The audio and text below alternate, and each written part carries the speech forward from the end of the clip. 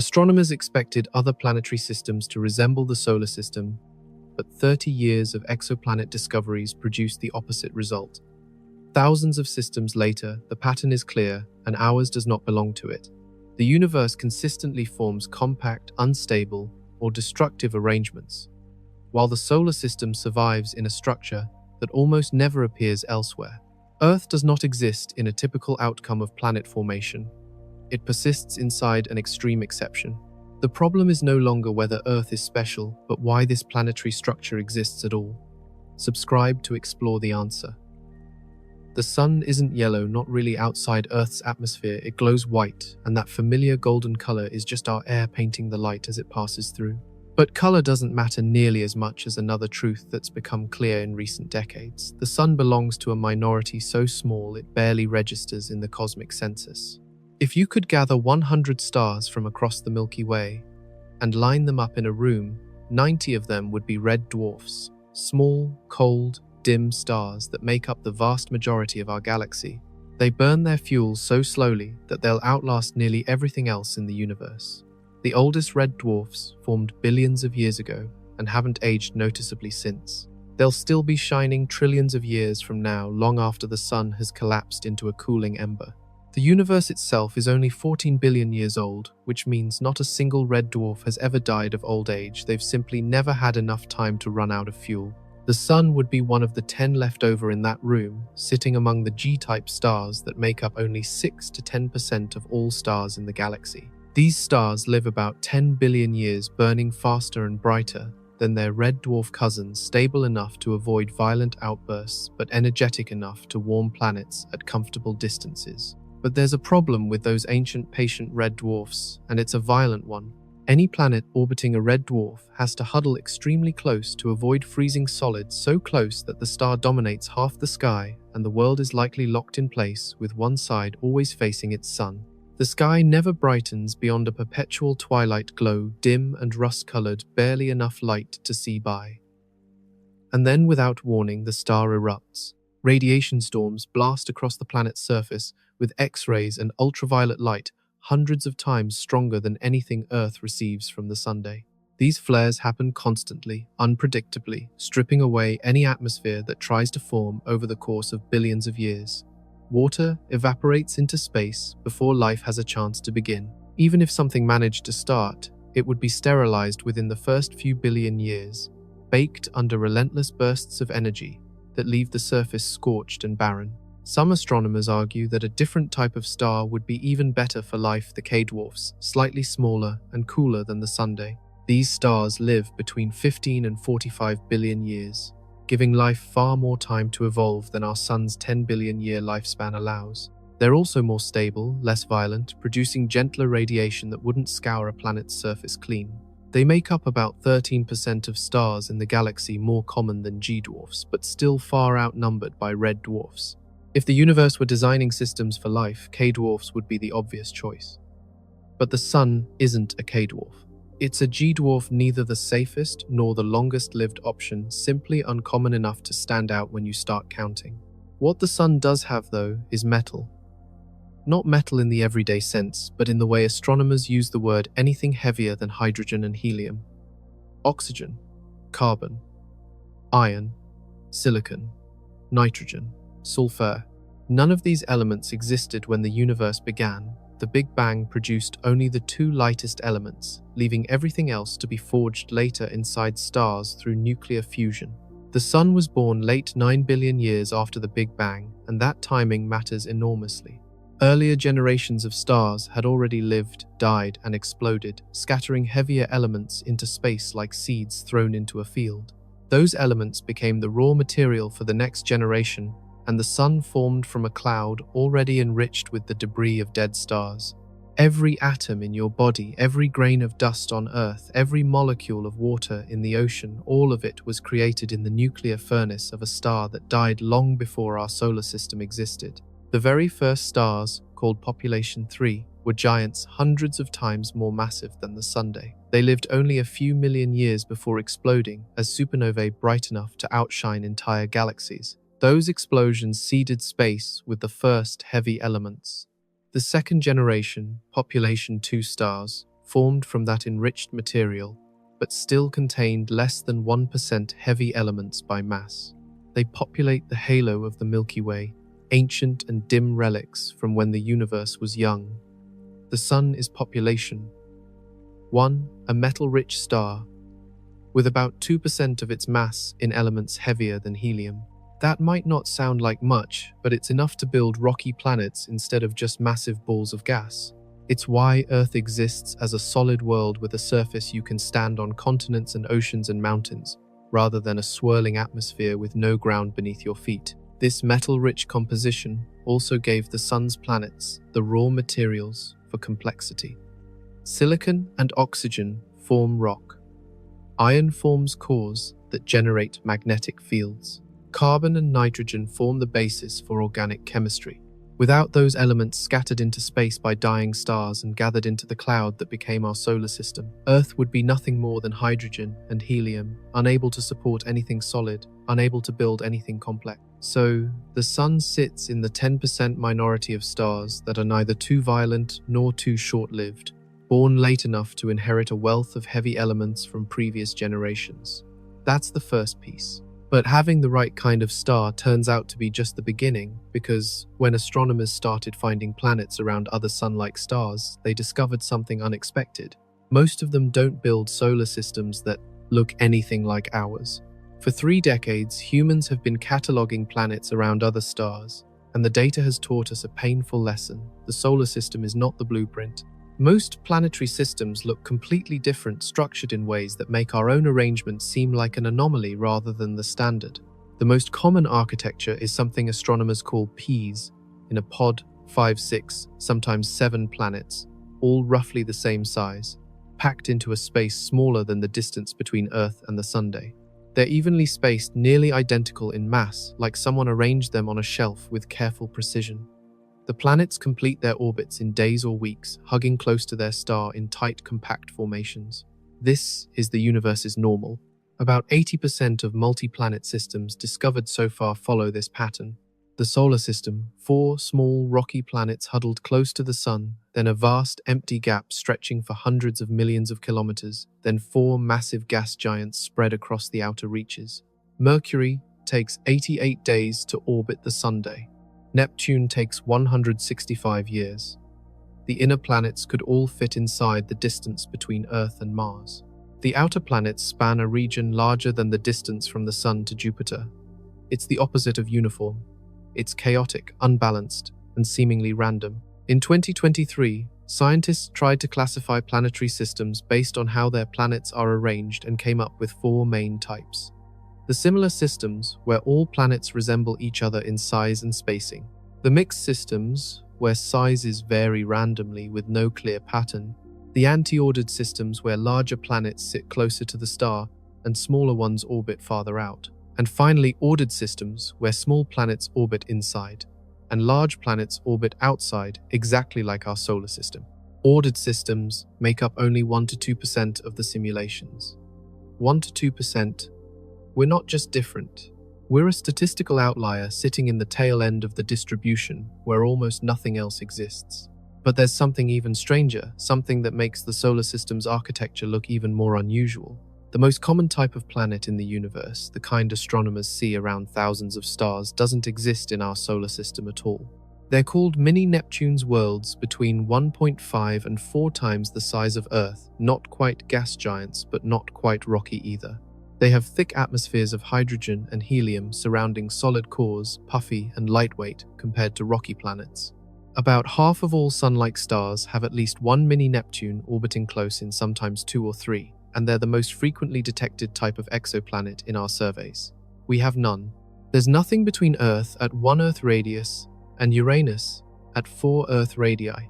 A gap so large, it looks like something was supposed to be there and got removed. And in a sense, that's exactly what happened, though the removal wasn't clean or simple. Many systems also have hot Jupiters, massive planets the size of Jupiter or larger, but orbiting incredibly close to their star, completing a full orbit in just 3 days.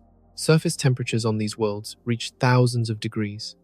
Winds scream across their atmospheres at thousands of kilometers per hour. One side of the planet bakes under constant starlight, while the other side remains in perpetual darkness. These giants shouldn't exist where they are because planets that large can only form farther out where it's cold enough for gas to condense and thick enough for material to accumulate. But somehow, they migrated inward, carving through the inner system and destroying or ejecting everything in their path. Fortunately, we don't have a hot Jupiter. If we did, Earth wouldn't exist. These migrating giants plow through the inner regions of a planetary system like bulldozers, either swallowing smaller planets or flinging them into the star or out into interstellar space. Systems with hot Jupiters are common, we've found, hundreds of them, but they're devoid of small, rocky planets close to the star because the giants swept them all away. The solar system avoided this fate, but not because Jupiter stayed where it formed. Jupiter didn't always orbit at 5.2 astronomical units from the Sunday. When the solar system was young and planets were still forming from the swirling disk of gas and dust, Jupiter began drifting inward, pulled by currents and eddies in the protoplanetary disk that surrounded the infant Sunday. It spiraled slowly toward the inner system, passing through the region where Mars orbits today, moving closer and closer to where Earth would eventually form. If Jupiter had kept going, it would have become a hot Jupiter. It would have cleared out the inner system completely, pushing all the rocky material into the sun or scattering it into space. Earth would never have formed. The solar system would look like those other systems, a massive planet orbiting close to the star with nothing else inside. But Jupiter didn't keep going. It stopped reverse direction and moved back outward, not because it wanted to, but because Saturn caught up. Saturn had been migrating inward as well, moving faster than Jupiter because it was smaller and felt different forces from the gas disk. When the two giants came close enough, their gravitational fields locked together in what's called a mean motion resonance. Instead of continuing their death spiral into the sun, both planets reversed direction and began moving outward, dragging each other back like two dancers suddenly changing course mid-step. Astronomers call this event the Grand Tack, named after the sailing maneuver where a boat turns sharply into the wind and changes direction. It's one of the most important events in the history of the solar system, and it explains almost everything strange about our planetary architecture that makes us different from the systems we see elsewhere. The Grand Tack is why Mars is so small. Jupiter swept through that region during its inward migration and cleared away most of the material, leaving only enough scattered debris to form a planet, 1/10 the mass of Earth, instead of something closer to Earth's size. It's why we don't have mini-Neptunes. Jupiter either pushed them into the sun or flung them into interstellar space during its journey. It's why Earth has just the right amount of material, neither too much nor too little. Jupiter compressed the remaining dust and rock into a narrow band between about 7/10 and 1 astronomical unit from the Sun, and from that compressed band Earth and Venus were born. This wandering journey of two giant planets moving inward together and then reversing course created the strange, lopsided structure of the solar system that makes us so different from the peas in a pod systems that dominate the exoplanet. Catalog. If Jupiter had migrated too far inward before Saturn caught up, it would have destroyed everything and we'd have no inner planets at all.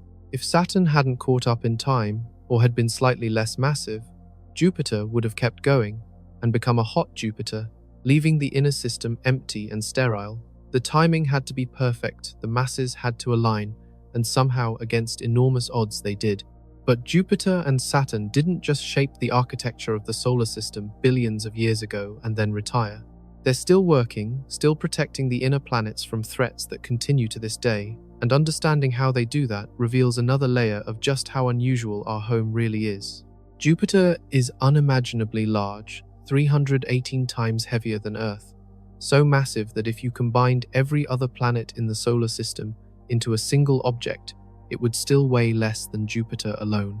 That size matters enormously because Jupiter's gravity doesn't just hold its moons in place, it bends space around it in a way that affects everything passing through the outer solar system. Asteroids drift inward from the belt between Mars and Jupiter. Comets fall in from the distant regions beyond Neptune.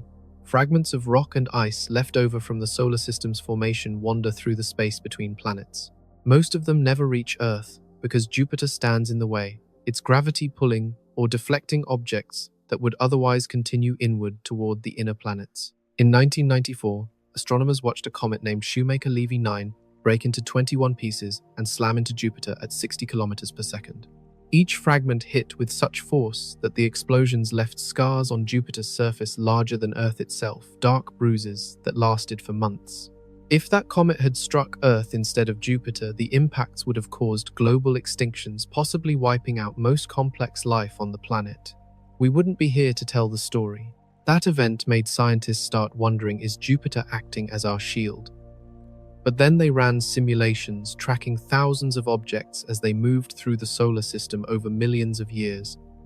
And what they found was more complicated. Jupiter doesn't just push things away, sometimes it pulls them inward. Gravity isn't a wall that blocks everything uniformly. It's more like a slingshot that can fling objects in any direction depending on the angle and speed of approach. An asteroid passing one side of Jupiter gets deflected outward into the depths of space. An asteroid passing the other side gets accelerated inward, sent careening toward the inner planets on a collision course. So, is Jupiter a shield or a threat? The answer is both, and which role it plays depends on where Saturn is positioned and how the two planets work together. Jupiter alone would be dangerous, scattering roughly 1/3 of incoming objects into the inner system while deflecting the rest outward. But Jupiter and Saturn together create something different. The two planets don't orbit independently. They move in a synchronized pattern, a gravitational dance that keeps them locked in a specific relationship. For every 2 times Jupiter completes an orbit around the Sun, Saturn completes almost exactly 1 orbit. It's not perfectly precise, but it's close enough that the ratio holds steady over billions of years. This pattern is called a mean motion resonance, and it's the same kind of gravitational relationship that stopped Jupiter's inward migration during the Grand Tack and reversed its direction. When both giants work together in this configuration, they don't just deflect dangerous objects, they eject them from the solar system entirely. An object that Jupiter deflects inward gets caught by Saturn and flung outward again, often with enough speed to escape the Sun's gravity completely. The result is a clearing mechanism that removes threats permanently instead of just bouncing them around the solar system where they might eventually hit something. Studies comparing our solar system to hypothetical systems with only one gas giant show a dramatic difference in impact rates. Systems with just Jupiter experience about 3 times as many impacts on inner planets compared to systems with both Jupiter and Saturn. Systems with neither giant see impact rates 10 times higher. The two planets together create a protective effect that neither could achieve alone. But their most important role wasn't protecting Earth from asteroids and comets in the present day. Their most important role was creating the conditions for Earth to exist in the first place. And that brings us back to the Grand Tack and what happened during those early chaotic years when the solar system was still forming.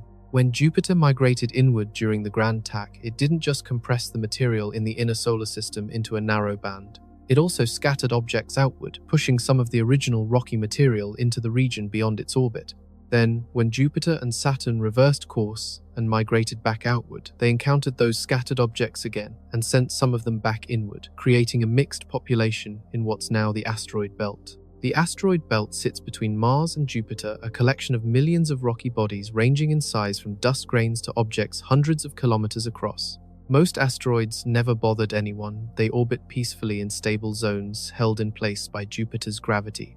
But the belt has a peculiar feature. It contains 2 distinct types of asteroids. The inner belt is dominated by S-type asteroids, dry and rocky, made of silicate minerals similar to the material that formed Earth.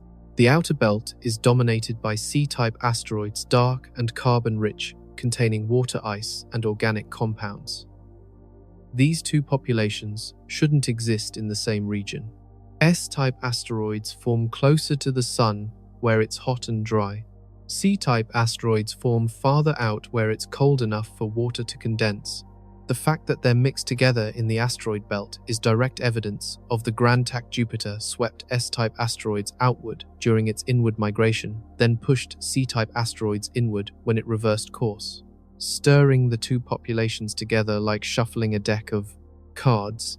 This mixing matters because it means Earth received water and organic compounds from objects that originally formed in the outer solar system, carried inward by Jupiter's migration, and later delivered to Earth through impacts. Without the Grand Tack, Earth might have been a dry, barren world, unable to support life because it lacked the volatile materials necessary for oceans and atmospheres. So Jupiter and Saturn did three things that made the solar system unusual. First, they migrated inward and then back outward at exactly the right moment, creating the compressed inner disk from which Earth formed. Second, they mixed material from different regions of the solar system, delivering water and organics to the inner planets.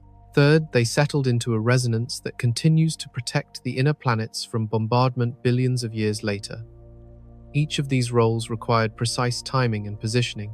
If Jupiter had been slightly less massive, it wouldn't have migrated as far, and Earth would have ended up with too much material, becoming a super-Earth with crushing gravity. If Saturn had been slightly more massive, it would have caught up to Jupiter too early, and the two would have continued inward together, destroying the inner system completely. The mass ratio between the two planets had to fall within a narrow range for the system to work. But even with protective giants and a carefully sculpted architecture, there's still another requirement for a planet to remain habitable. Over billions of years, the orbits have to stay stable. Planets can't be crashing into each other or drifting chaotically through the system.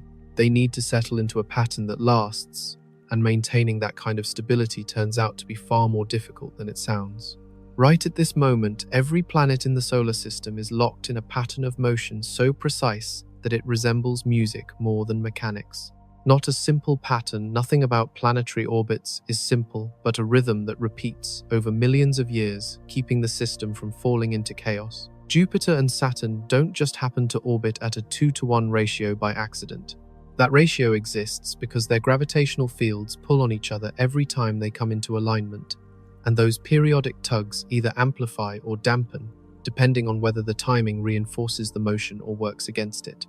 When the timing reinforces, the planets drift into resonance, settling into a stable configuration where their orbits become mathematically linked. When the timing works against, the planets drift apart or destabilize each other. The solar system found resonance, and that resonance has held for 4.6 billion years. But not every planetary system is so lucky. Many exoplanet systems have planets with highly elliptical orbits, stretched into long ovals instead of near circles. These planets swing close to their star for part of the orbit, getting blasted with intense heat, then drift far away where temperatures plummet. The temperature swings are so extreme that any water on the surface would alternate between boiling and freezing over the course of a single year. Seasons wouldn't just be uncomfortable, they'd be lethal, shifting so rapidly and so dramatically that complex life couldn't possibly adapt. Earth's orbit is nearly circular with an eccentricity, a measure of how stretched the orbit is, of only 0.0167. That means Earth's distance from the Sun varies by less than 2% throughout the year, barely enough to notice. Mars has a slightly higher eccentricity at 0.0934, which contributes to its more extreme seasonal variations, but still isn't catastrophic. Mercury, closest to the Sun, and most affected by the Sun's gravity, has an eccentricity of 0.2056, the highest among the inner planets, which is part of why its surface temperature swings so wildly. But compare those numbers to exoplanets. HD 200782b. A planet orbiting a Sun-like star about 150 light-years away has an eccentricity of 0.956. Its orbit is so stretched that at closest approach it comes within 0.1 astronomical units of its star, closer than Mercury is to the Sun. And at its farthest point, it swings out to nearly 2 astronomical units farther than Mars. The temperature difference between perihelion and aphelion is staggering, and no known form of life could survive that kind of variation. The solar system's near-circular orbits aren't just luck. They're the result of billions of years of gravitational interactions, gradually smoothing out irregularities, damping eccentricities through a process called dynamical relaxation. Early in the solar system's history, orbits were probably more chaotic, more eccentric, more unstable. But over time, the planets settled into configurations that minimized the gravitational tugging between them, and those configurations happened to have low eccentricities. Yet even with low eccentricities and resonances keeping things stable, the solar system isn't perfectly safe. Scientists have run long-term simulations using computers to calculate where planets will be millions and billions of years into the future, and the results are unsettling. In about 1% of simulations, Mercury's orbit becomes unstable sometime in the next few billion years. Its eccentricity increases gradually, driven by a complex interaction with Jupiter's gravity mediated through Venus and Earth. Eventually, Mercury's orbit stretches so much that it crosses Venus's path, leading to a collision or a near-miss that destabilizes Venus as well. If Venus gets knocked onto a different orbit, it could collide with Earth. Or Earth could collide with Mars. Or Mercury could plunge into the Sunday. The odds are low, 1% is small, but they're not zero. The solar system is stable for now, but it sits on the edge of chaos, held together by gravitational threads that could snap if one planet drifts just slightly too far from its current path. There's a concept in mathematics called deterministic chaos, which describes systems that are predictable in the short term, but completely unpredictable in the long term. The solar system is deterministically chaotic. Astronomers can calculate planetary positions with extreme precision for the next 10 to 20 million years. Beyond that, small uncertainties compound exponentially and predictions become meaningless. We know the planets will still be orbiting the Sun a billion years from now, but we can't say exactly where they'll be, and we can't rule out the possibility of catastrophic instability. The deeper you look at the solar system's stability, the more it starts to look like balanced on a knife's edge. Jupiter and Saturn's resonance keeps them from destabilizing each other, but only as long as the resonance holds. Earth's orbit stays circular as long as gravitational interactions with the other planets remain small. Mercury stays safely inside Venus's orbit as long as its eccentricity doesn't grow too much.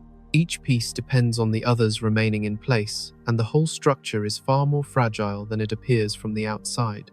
Yet despite that fragility, despite sitting on the edge of chaos, the solar system has remained stable for 4.6 billion years. Long enough for the Sun to age from a young violent star into the calm, steady one we see today. Long enough for Earth to cool from a molten ball into a world with oceans and continents.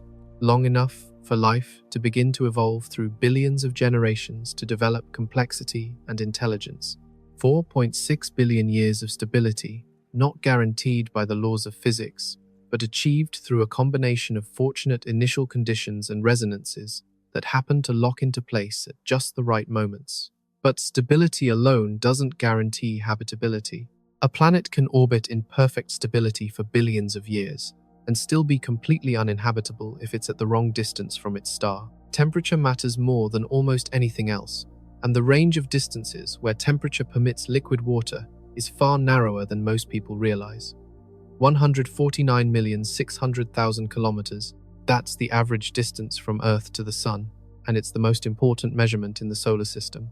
Not because it's a round number, it isn't, but because moving Earth just 5% farther out would freeze the oceans solid, and moving it 5% closer would boil them away.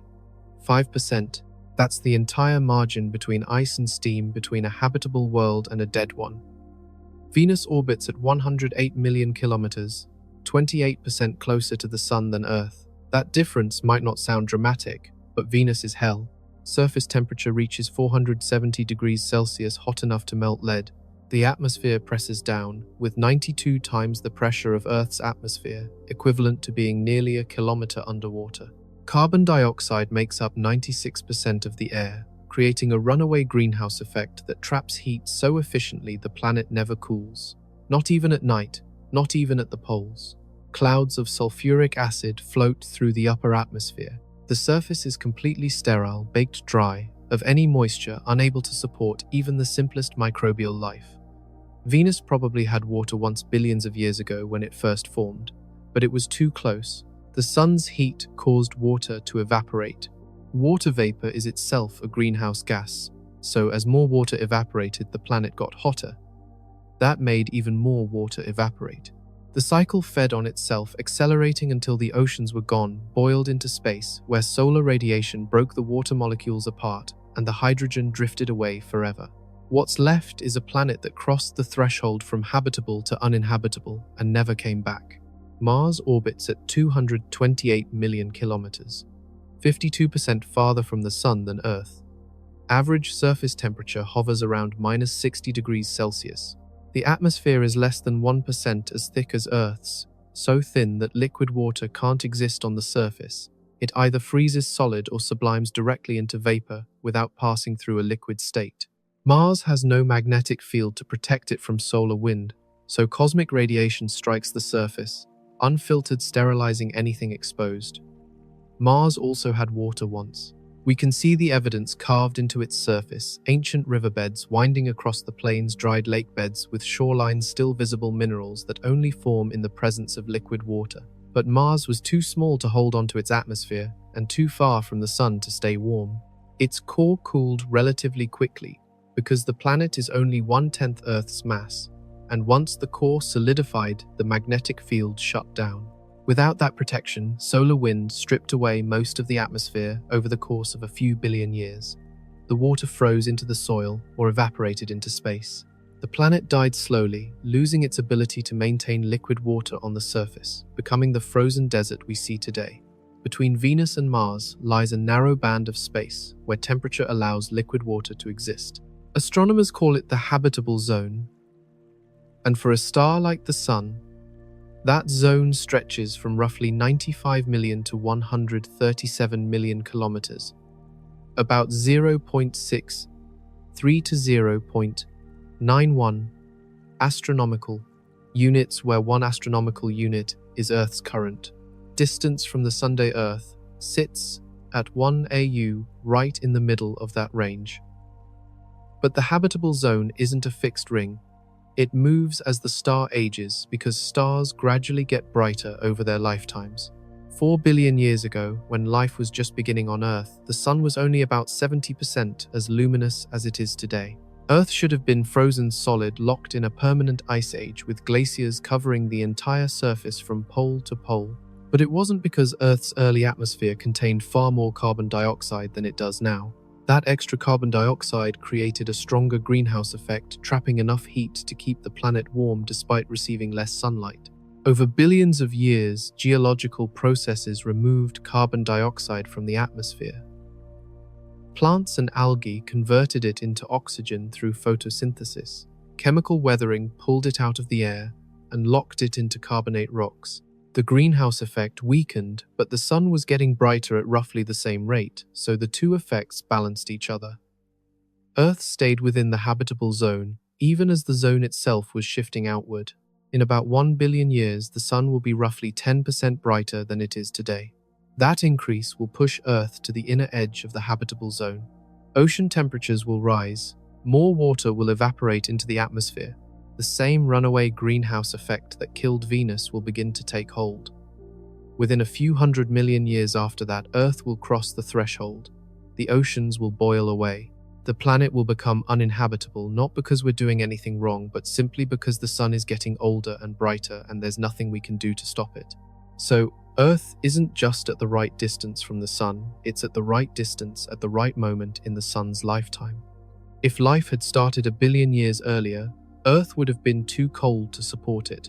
If life started 1 billion years later, Earth would already be approaching the runaway greenhouse threshold, and intelligent life wouldn't have had time to evolve. The window is narrow, roughly 2 billion years wide, and we're living somewhere in the middle of it. Hundreds of other planets have been discovered orbiting in the habitable zones of other stars. Kepler 452b orbits a star slightly larger and older than the Sun, at about 1.05 astronomical units, right in the middle of its star's habitable zone. Proxima b orbits the closest star to the Sun, Proxima Centauri, at 0.05 astronomical units, extremely close. But Proxima Centauri is a red dwarf, so dim that its habitable zone is tiny and close to the star. TRAPPIST 1, E, F, and G all orbit in the habitable zone of an ultra-cool red dwarf, packed so tightly together that their orbits fit within the distance from Earth to the Moon. But each of these systems has problems. Proxima b is likely tidally locked, with one side permanently facing its star and the other side frozen in eternal darkness. The day side bakes. The night side freezes. Only a narrow ring around the terminator. The boundary between day and night might have moderate temperatures, and even there, the star's frequent flares would blast the surface with radiation. TRAPPIST-1's planets are also likely tidally locked, and their star erupts with flares even more violently than Proxima Centauri. Kepler 452b might be in a better situation, but its star is older than the Sun and already heading toward the end of its main sequence lifetime, meaning the habitable zone is shifting outward faster than it did in our solar system. Being in the habitable zone doesn't guarantee habitability. It only guarantees that temperatures could potentially allow liquid water to exist on the surface. Whether water actually exists, whether an atmosphere can hold onto it, whether the star is calm enough not to strip it away, those are separate questions, each with their own requirements. Earth doesn't just sit in the habitable zone. It sits in the habitable zone around a calm G-type star with low eccentricity orbits that keep seasonal variations mild, protected by gas giants that cleared away most of the dangerous debris in a system with an architecture that prevented migration from destroying the inner planets. Distance matters, but it's only one piece of a much larger puzzle. And there's still another piece that turns out to be crucial, a piece that most planets don't have, and that formed through an accident so violent it should have destroyed Earth, instead of creating something that would stabilize it. For billions of years, the moon hangs in the night sky, familiar and constant, close enough that you can see its craters and maria with the naked eye. But familiarity hides how strange it really is. The moon is enormous compared to Earth, 1.2% of Earth's mass, which makes it the largest moon relative to its planet in the inner solar system by a significant margin. Mars's two moons, Phobos and Deimos, are tiny captured asteroids. Mercury and Venus have no moons at all. The gas giants have dozens of moons, but even the largest, like Ganymede and Titan, are small fractions of their planet's mass. A moon this large shouldn't exist. Moons typically form in one of three ways. They coalesce from the same disk of material that formed the planet. They get captured by the planet's gravity after forming elsewhere, or they form from debris after a massive collision. The first two mechanisms produce small moons. Only the third can produce something as large as the moon, and it requires a collision so violent that it should have destroyed both objects instead of creating something stable. 4.5 billion years ago, Earth wasn't finished forming. It was a molten protoplanet still accumulating material from the disk of dust and rock orbiting the young Sunday. The surface was an ocean of magma, glowing red-hot with no solid crust, no atmosphere to speak of, certainly no oceans or continents. And then another protoplanet, roughly the size of Mars and now called Theia, slammed into it. Not a head-on collision, those tend to simply merge the two bodies together. Instead, Theia hit at an angle of about 45 degrees, a glancing blow that vaporized both objects' outer layers and sent huge amounts of material spraying into space. Some of the debris fell back to Earth within hours or days. Some escaped Earth's gravity entirely and was lost to space. But a significant fraction stayed in orbit, a ring of molten rock and vapor circling the planet. Over the course of weeks to months, that ring of debris coalesced. Gravity pulled chunks together. Collisions merged smaller pieces into larger ones. Within a surprisingly short time, maybe a few thousand years, the moon had formed orbiting much closer to Earth than it does today. Probably only 20 to 30,000 kilometers away compared to the current distance of 384,000 kilometers. That collision could easily have gone wrong in dozens of ways. If Theia had been smaller, the impact wouldn't have ejected enough material to form a large moon. If Theia had been larger, the collision would have been too energetic, and the debris would have escaped into space. If the impact had occurred earlier in Earth's formation before the planet had grown large enough, Earth wouldn't have had sufficient gravity to hold the debris in orbit. If the impact had occurred later after oceans had formed, it would have vaporized all the water and forced Earth to start over from scratch. The angle mattered too. Simulations show that impacts at less than 30 degrees tend to result in the colliding bodies merging without creating much debris.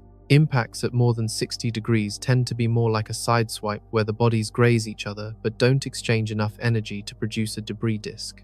The 45-degree angle was nearly optimal for creating a large moon, and getting that angle required precise timing in the chaotic early solar system, where protoplanets were wandering on unstable orbits occasionally, colliding. But the moon doesn't just orbit Earth looking pretty. It does something crucial that most planets don't have. it stabilizes Earth's axial tilt. Earth is tilted 23.5 degrees relative to its orbital plane. That tilt is why we have seasons when the northern hemisphere tilts toward the sun. It receives more direct sunlight and experiences summer, while the southern hemisphere experiences winter, and vice versa 6 months later. The tilt itself doesn't change much over time.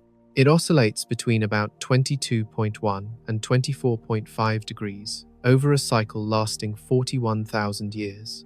A tiny variation that has minimal effect on climate.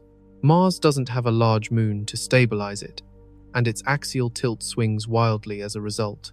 Over the past 5 million years alone, Mars's tilt has varied between about 13 and 40 degrees, and over longer timescales it probably varies even more dramatically. When Mars tilts at 40 degrees, its poles point almost halfway toward the Sun at their respective summer solstices. The polar ice caps melt. Water vapor fills the atmosphere. Climate becomes dramatically different from what it is during the low tilt phases. If Earth behaved like Mars, the consequences would be catastrophic for any complex life trying to evolve. Sometimes the North Pole would point nearly toward the Sun, causing ice to melt completely, oceans to rise, and tropical conditions to extend to high latitudes. A few million years later, the tilt would decrease, and glaciers would grow all the way down to the tropics, plunging the planet into a snowball state. No ecosystem could adapt to variations that extreme happening on timescales of millions of years. Complex life needs stability to evolve, time for species to adapt to their environment, and an environment that changes slowly enough that adaptation is possible. The Moon's gravity prevents this chaos. It exerts a torque on Earth's equatorial bulge, the slight fattening at the equator caused by Earth's rotation, and that torque keeps Earth's rotational axis pointing in nearly the same direction. The Moon acts like a gyroscopic stabilizer, holding Earth steady as it orbits the Sunday. But the Moon isn't the only piece of luck. Earth also has something that Mars lost billions of years ago: a strong magnetic field. Deep beneath Earth's surface, about 3,000 kilometers down, lies the outer core, a churning ocean of liquid iron heated to thousands of degrees. The inner core, even deeper, is solid iron, compressed by immense pressure. As the planet's interior slowly cools, iron from the outer core crystallizes onto the inner core, releasing heat and driving convection currents in the liquid metal. Combined with Earth's rotation, these convection currents generate a magnetic field through a process called the dynamo effect. That magnetic field extends far beyond Earth's surface, creating an invisible shield called the magnetosphere that reaches tens of thousands of kilometers into space. The magnetosphere deflects most of the solar wind, a constant stream of charged particles blasted out from the sun at speeds around 400 kilometers per second. Without the magnetosphere, solar wind would hit Earth's atmosphere directly, gradually stripping it away into space. Mars used to have a magnetic field. We know this because ancient rocks on Mars's surface preserve magnetic orientations, frozen in place when the rocks formed evidence that a global magnetic field once existed. But Mars is much smaller than Earth, only about 11% of Earth's mass, and its interior cooled faster. The core solidified. The dynamo shut down. Once the magnetic field disappeared, solar wind began stripping away Mars's atmosphere. Over the course of a few billion years, Mars lost 95% of its atmosphere, transforming from a world that might have had liquid water on its surface to the thin, cold desert we see today. Earth's core is still hot, still liquid, still generating a magnetic field that protects the atmosphere. We're lucky Earth is large enough that its interior hasn't cooled completely, lucky that the dynamo is still running billions of years after the planet formed. There's one more piece of luck that doesn't get talked about as much, where the solar system sits within the Milky Way galaxy. Stars aren't distributed uniformly across the galaxy. Most stars cluster near the center, where the density is highest and the environment is chaotic. The galactic core hosts a supermassive black hole 4 million times the mass of the Sun, surrounded by intense radiation and frequent supernova explosions. Any planetary system too close to the core would be bathed in high-energy radiation that would sterilize its planets.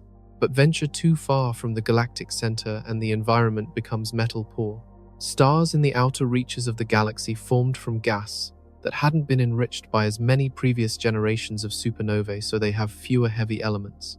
Planets forming in the outer galaxy would be made mostly of hydrogen and helium, with very little rock or metal, unable to build solid worlds like Earth. The solar system orbits about 26,000 light-years from the galactic center in what astronomers call the galactic habitable zone, close enough to be in a metal-rich environment where rocky planets can form far enough to avoid the radiation and chaos near the core.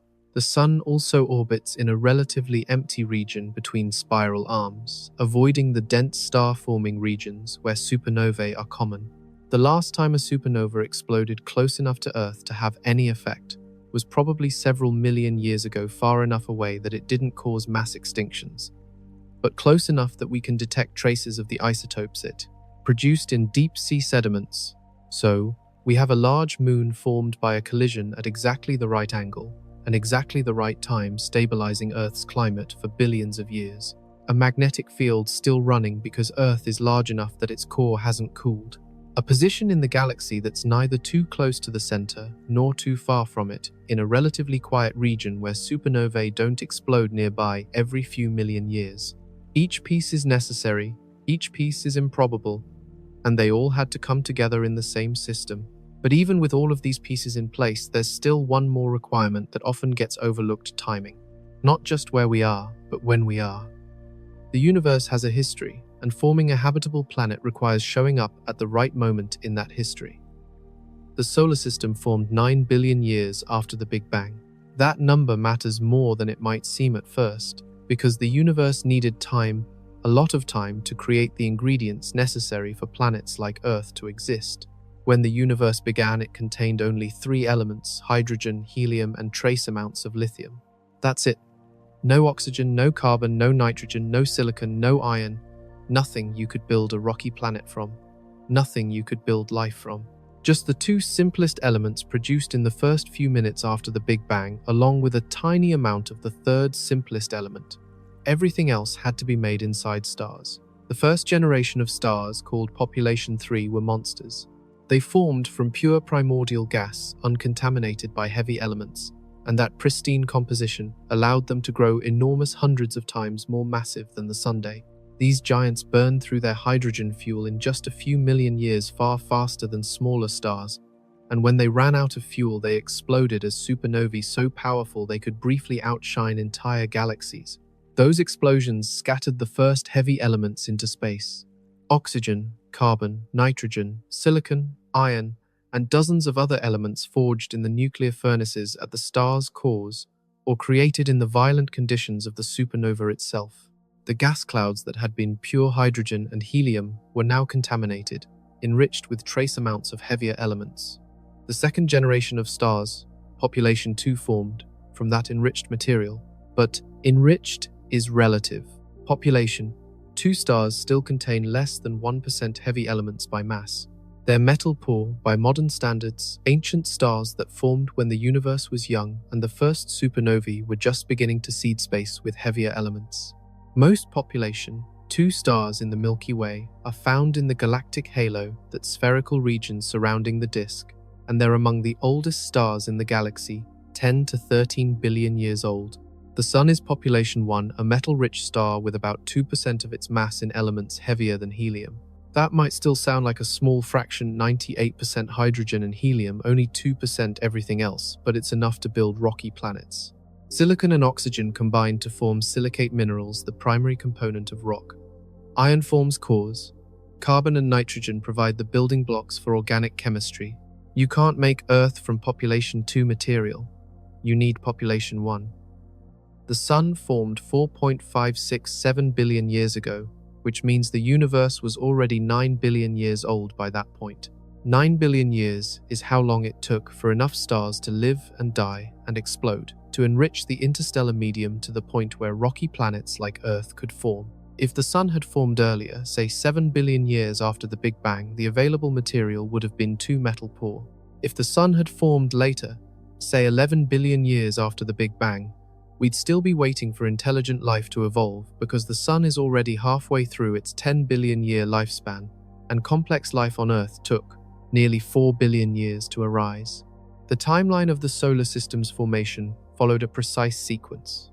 4.567 billion years ago, a cloud of gas and dust began to collapse, possibly triggered by a nearby supernova shockwave that compressed the cloud enough for gravity to take over. As the cloud collapsed, it spun faster, flattening into a disk with a dense core at the center that would become the Sunday. Within a few 100,000 years, the core had accumulated enough mass to ignite nuclear fusion, and the Sun was born. But the disk around it still contained huge amounts of material, gas, dust, and ice that would eventually form the planets. Jupiter formed first, probably within 2 million years of the Sun's ignition. It had to form fast because the Sun's radiation was evaporating the gas in the inner part of the disk. And if Jupiter had taken too long to accumulate mass, there wouldn't have been enough gas left to build a giant planet. Jupiter's rapid formation meant it could begin migrating inward almost immediately, which kicked off the Grand Tack and set the stage for everything that followed. Saturn formed slightly later, possibly taking 3 to 5 million years, which is why it's smaller than Jupiter despite forming from the same disk. By the time Saturn had grown large enough to migrate significantly, Jupiter had already moved inward and Saturn had to play catch-up. When Saturn finally reached Jupiter and the two locked into resonance, the Grand Tack reversed and both giants migrated back outward.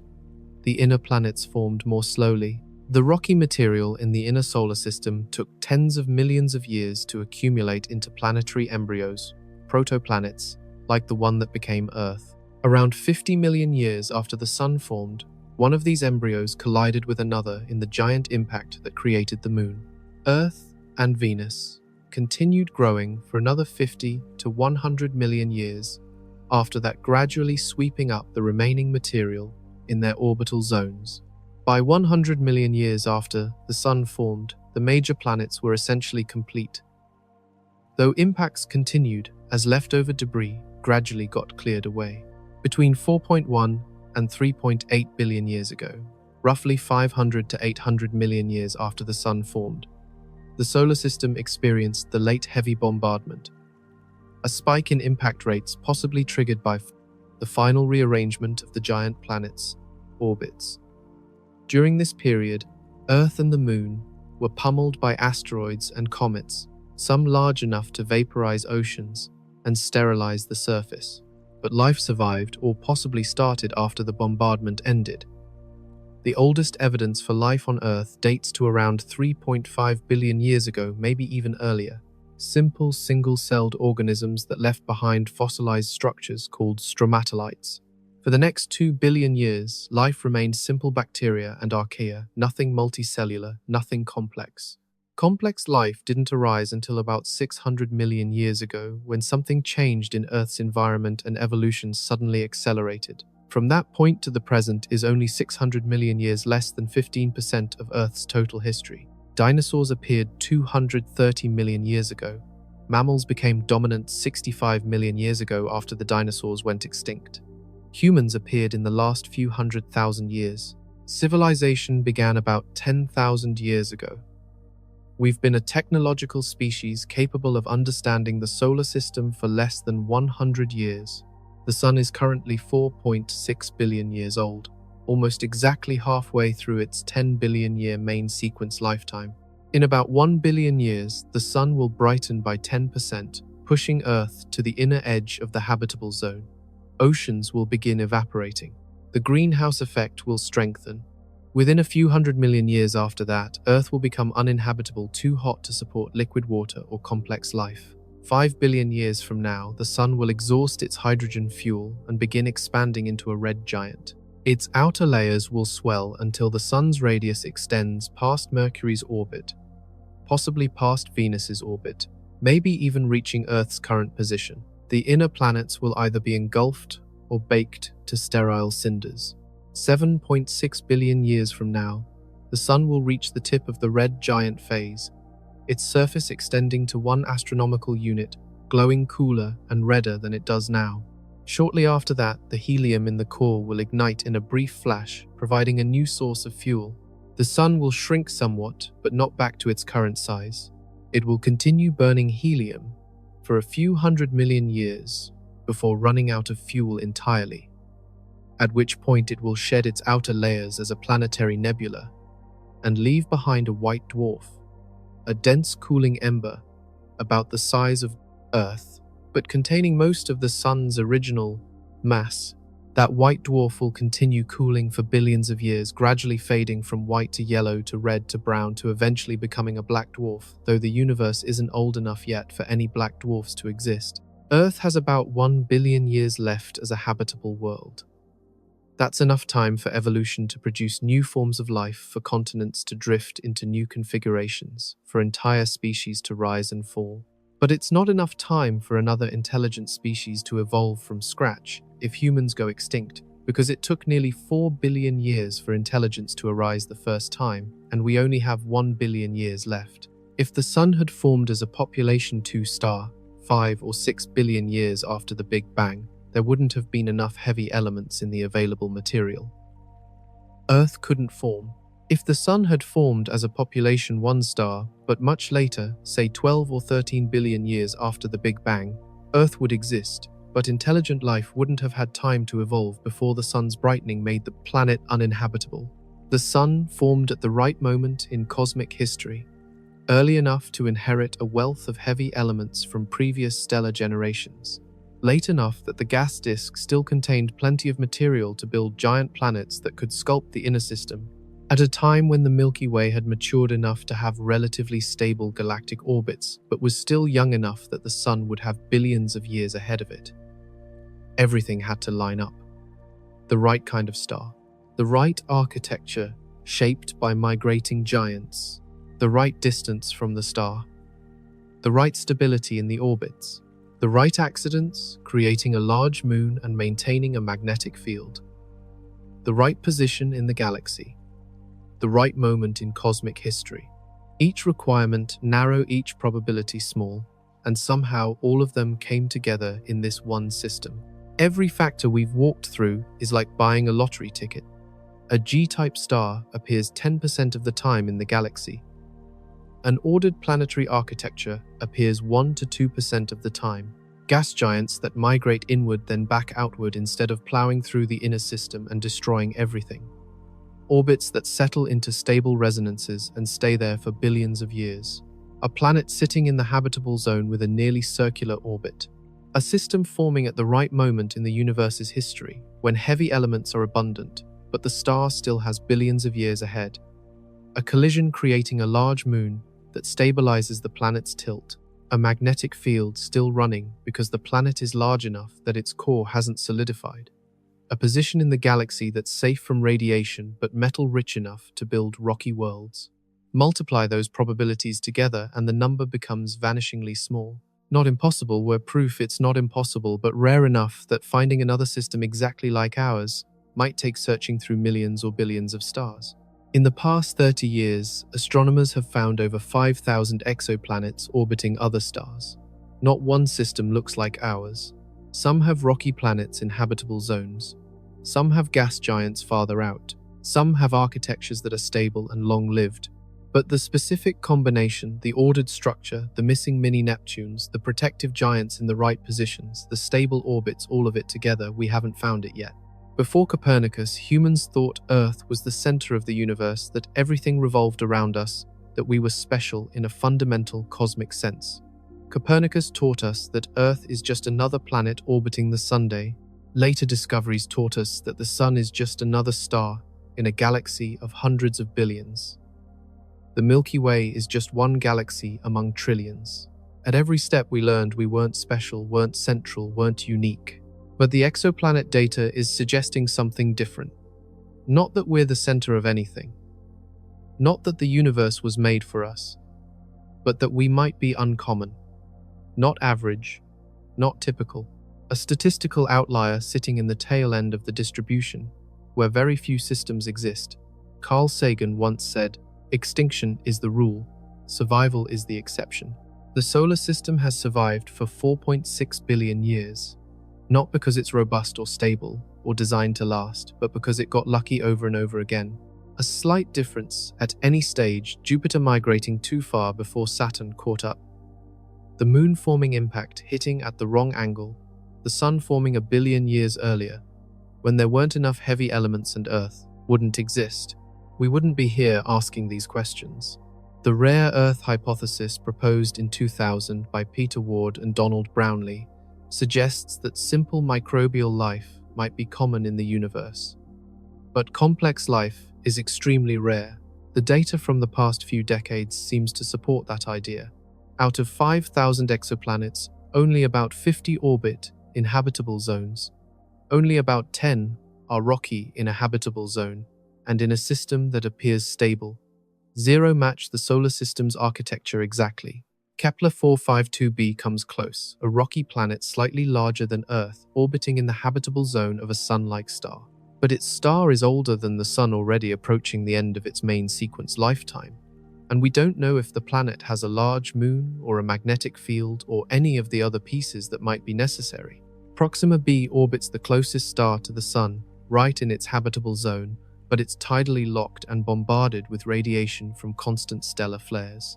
TRAPPIST-1, E, F, and G all orbit in habitable zones, but their star is an ultra-cool red dwarf that erupts violently, and the planets are packed so close together that their climates probably interact in ways we don't understand yet. We're still learning what makes a planet habitable, still figuring out which requirements are absolute and which are flexible. Still trying to understand whether the solar system's architecture is necessary for life or just one solution among many possible solutions.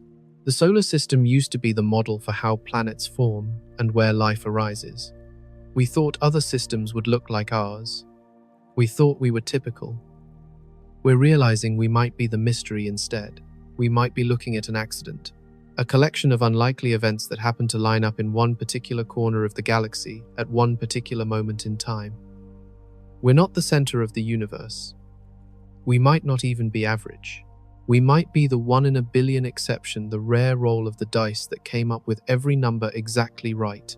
And if that's true, if we really are this rare, then life on Earth carries a weight we didn't fully appreciate before.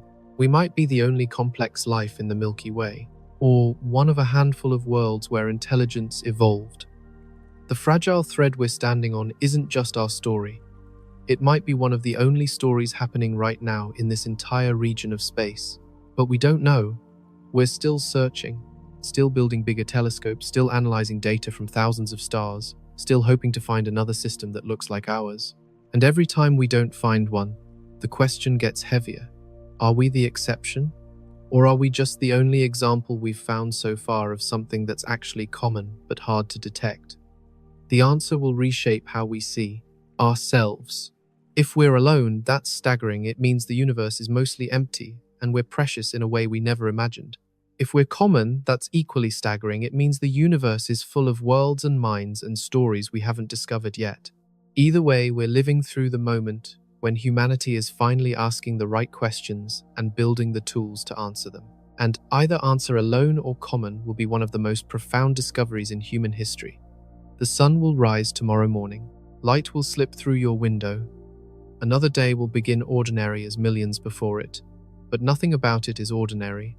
Every sunrise is a statistical improbability, a chain of accidents that lasted 4.6 billion years.